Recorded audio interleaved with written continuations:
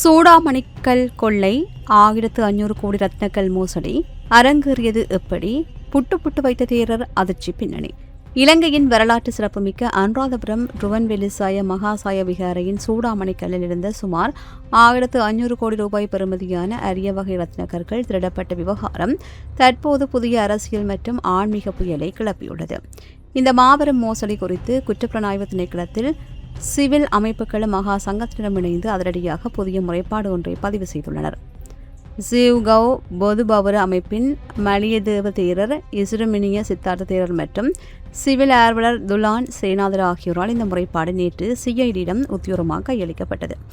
கடந்த 2020ஆம் ஆண்டு நல்லாட்சி மற்றும் பக்தி என்ற முகமூடிக்கு பின்னால் ஒரு மாபெரும் ஆன்மீக கொள்ளை அரங்கேறியுள்ளதாகவே முறைப்பாட்டாளர்கள் குற்றம் சுமத்துகின்றனர். ருவான்வெலிசாய விகாரையின் அசல் சூடாமணிக்கல் ரகசியமாக கழற்றப்பட்டு அதற்கு பதிலாக போலி அல்லது தரங்குறைந்த வேறொரு சூடாமணிக்கல் பொருத்தப்பட்டுள்ளது.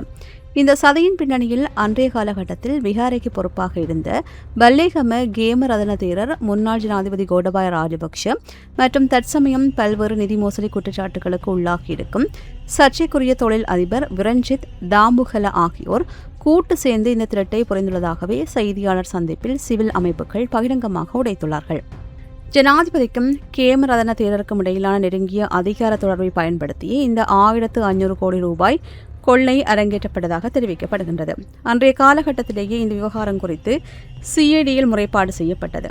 ஆனால் அன்றைய ராஜபக்ஷ அரசாங்கத்தின் அதிகார பலத்தால் திருடனின் தாயிடம் மை போட்டு பார்ப்பது போல சிஐடியின் அன்றைய பணிப்பாளர் கொள்ளையர்களை விட்டுவிட்டு முறைப்பாடு செய்த நபர்களையே கைது செய்து சிறையில் அடைத்தார் என்று சிவில் ஆர்வலர்கள் தங்களின் ஆக்ரோஷமான விமர்சனத்தை முன்வைத்துள்ளார்கள். மேலும் புனிதமான அசல் சூடாமணிக்கல் இல்லாத ஆன்மீக களங்கம் கற்பிக்கப்பட்ட ஒரு தருணத்திலேயே கோடபாய ராஜபக்ஷ ருவன்வெலிசாயவிற்கு முன்னால் ஜனாதிபதியாக பதவியேற்றார் என்றும் அதன் கர்ம வினையைத்தான் இன்று அவர்கள் அனுபவித்து வருகின்றார்கள் என்றும் ஆன்மீக பெரியார்கள் சாடியுள்ளார்கள். உயிர்த்த ஞாயிறு தாக்குதலின் பின்னணியில் உள்ள குற்றவாளியாக கருதப்படுகின்ற கோடபாயவும் பல்வேறு ஊழல் வழக்குகளில் சிக்கியுள்ள விரஞ்சித் தாம்புகலவும் இதில் முதன்மை குற்றவாளிகள் என்பது அவர்களின் வாதம். நாட்டில் தற்போது சட்டமும் ஒழுங்கும் முறையாக நிலைநாட்டப்படும் புதிய அரசாங்கம் பதவியில் இருப்பதால் சிஐடியின் தற்போதைய பணிப்பாளர் ஷானி அபேசகரவிடம் இந்த விவகாரம் குறித்து முழுமையான நேர்மையான விசாரணைகளை உடனடியாக ஆரம்பிக்குமாறு முறைப்பாட்டாளர்கள் கோரிக்கை விடுத்துள்ளார்கள்.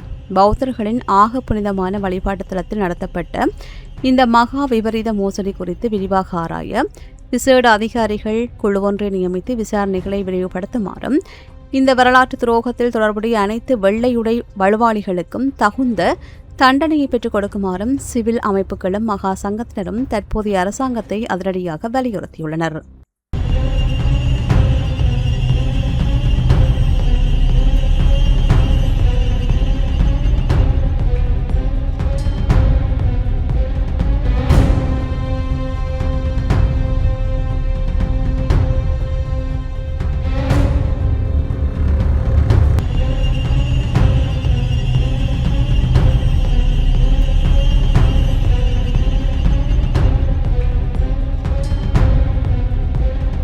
இது போன்ற செய்திகளை தெரிந்து கொள்ள சமூகம் நியூஸ் சேனலை சப்ஸ்கிரைப் செய்து அருகில் உள்ள பெல் பட்டனை கிளிக் செய்யுங்கள்.